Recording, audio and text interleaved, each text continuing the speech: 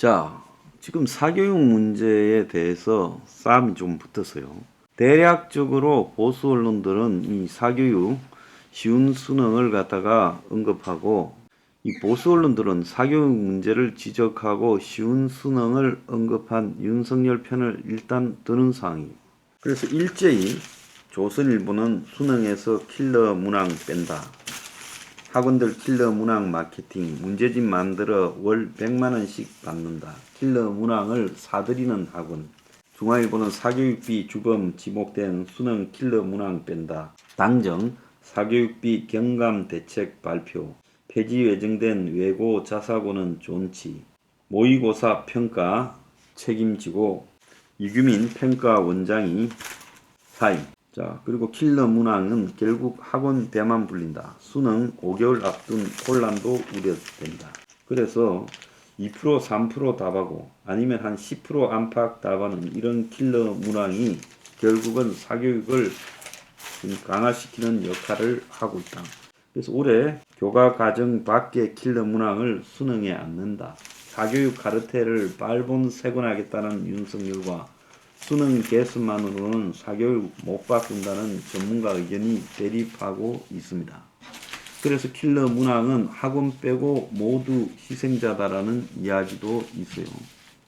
자, 그래서 9월 달에 치러지는 이 수능 모의고사 평가가 결국 공정한 수능의 시험대가 될 거라는 이야기도 있고, 자, 이 정권이 겉으로는 사실 정권의 핵심 지지 기반이고 보수 언론의 시각에서 머물러 있는 강남의 상류층 입장으로 봤을 때는 이 사교육 개혁을 들고 나서는 것이 아니죠.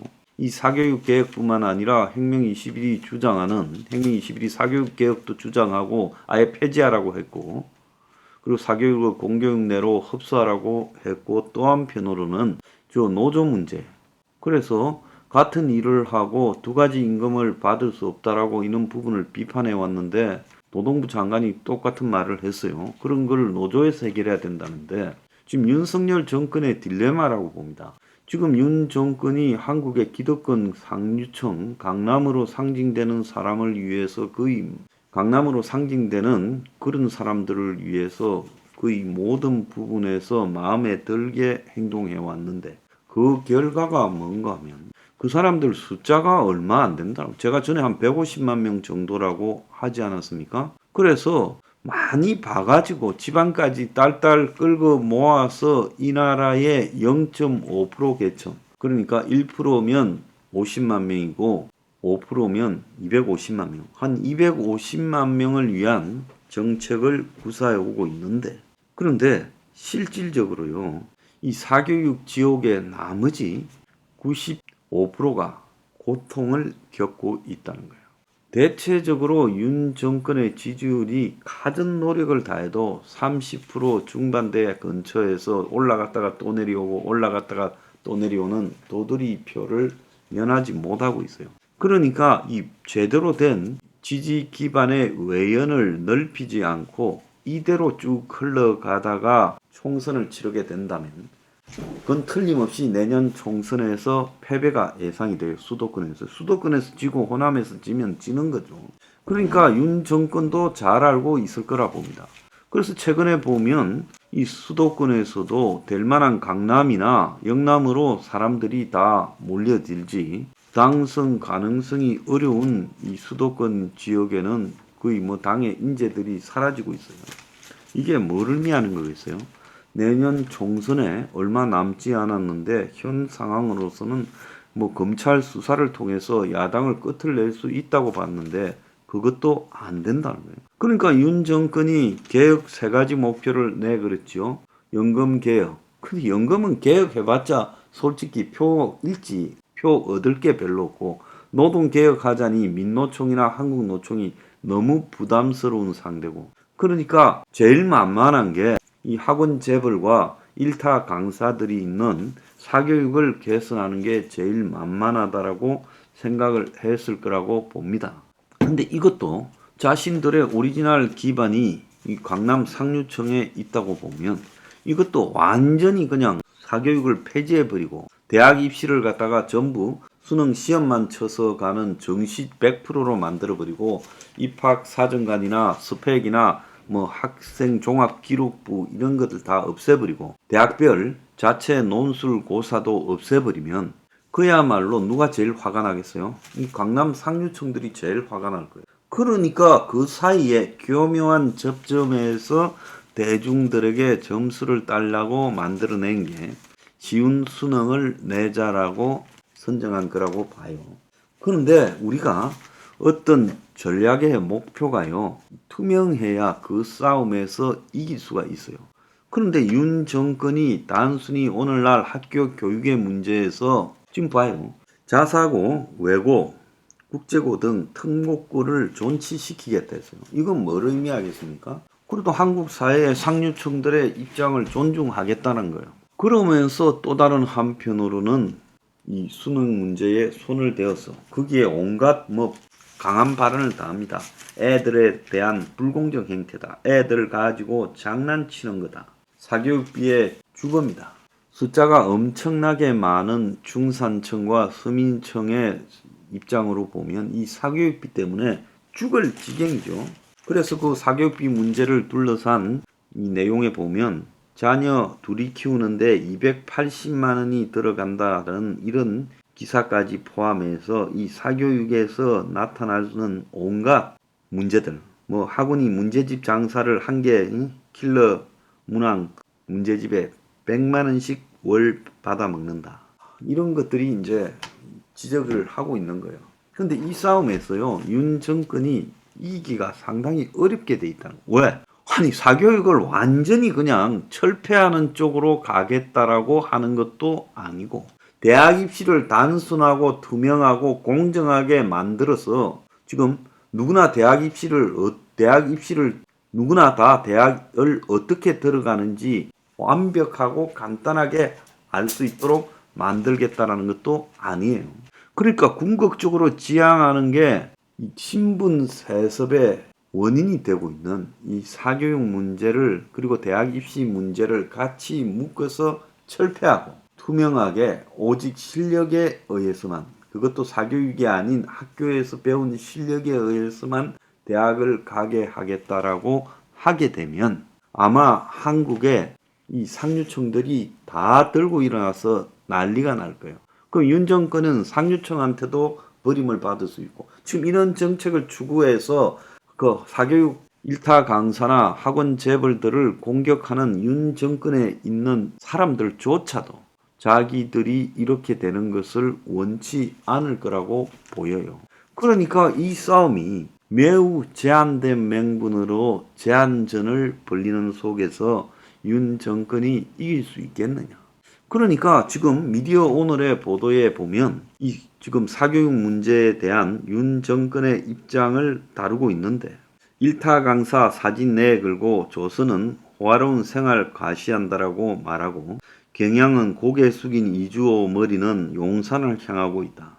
대형 학원 일타 강사 지적한 조선일보, 사교육비 폭등 지적한 중앙일보. 그래서 보수 언론들은 윤 정권 편을 들고 있고, 뭐 동아도 마찬가지고, 또 좌파 매체들은 결국 사교육 풍선 효과 등을 우려하며 윤 정권의 이런 이야기들이 본질은 아닌 것처럼 이야기를 하고 있어요.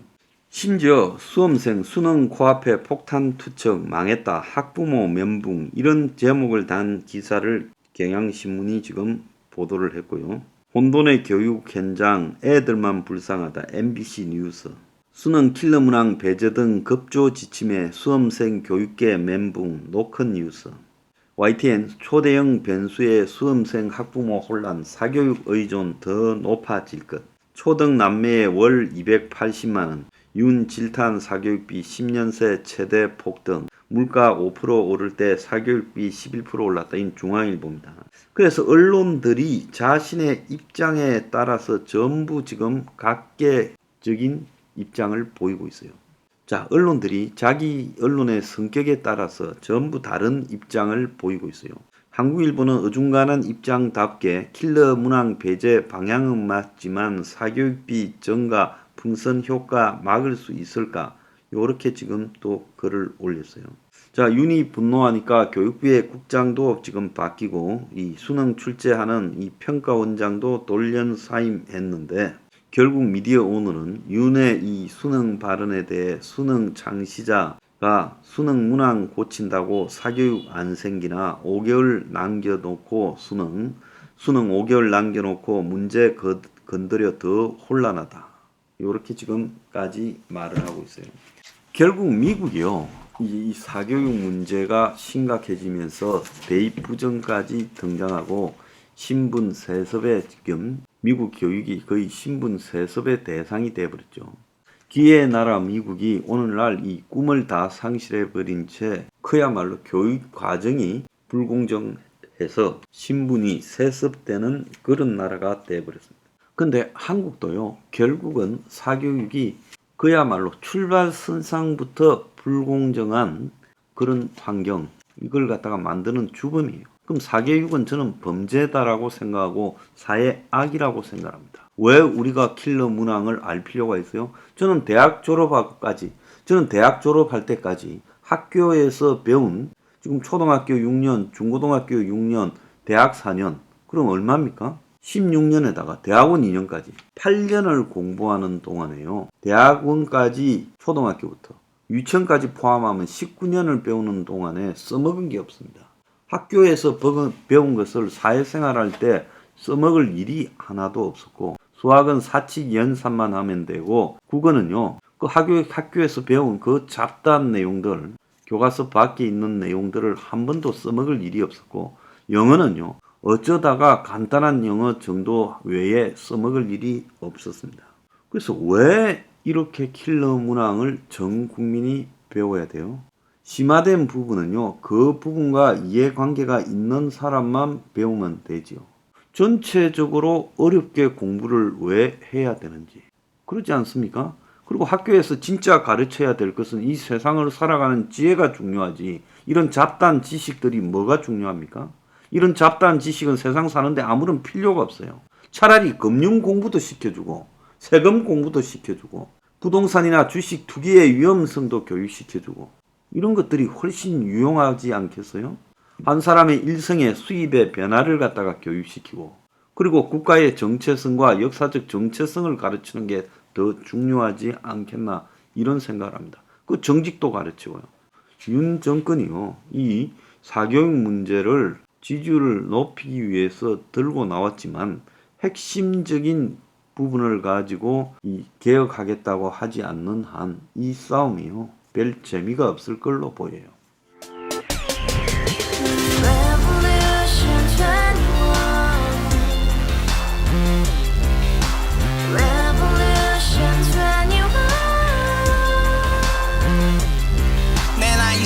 월세 30 코인빚만 300 서울에 온 지 벌써 10년 아둥바둥 버텼지만 여전히 난 반지 하에 제왕 곰팡이 연문제약 내비랭 깡통망통 완전히 폭망 고시원 창문만큼 작아진 내 꿈 연애 결혼 내 집 모든 게 헛꿈 1년 전 떠난 여친 울며 말했지 같이 살자 평생 가본 게 꼬꼬꼬라지 가바후스 700 나도 소유주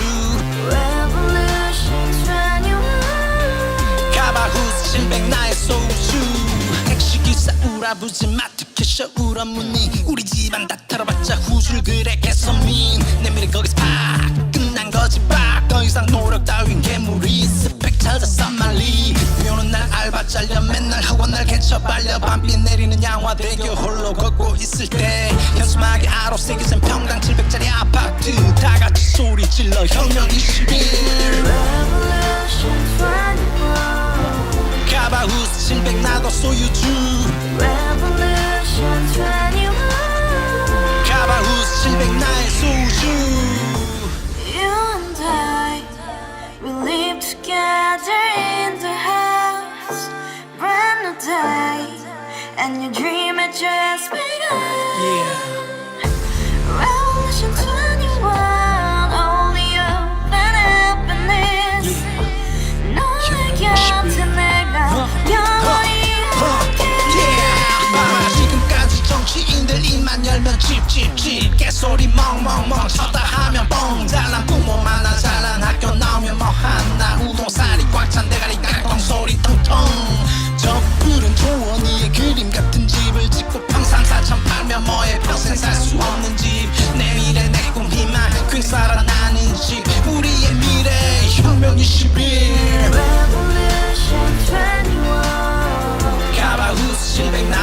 우주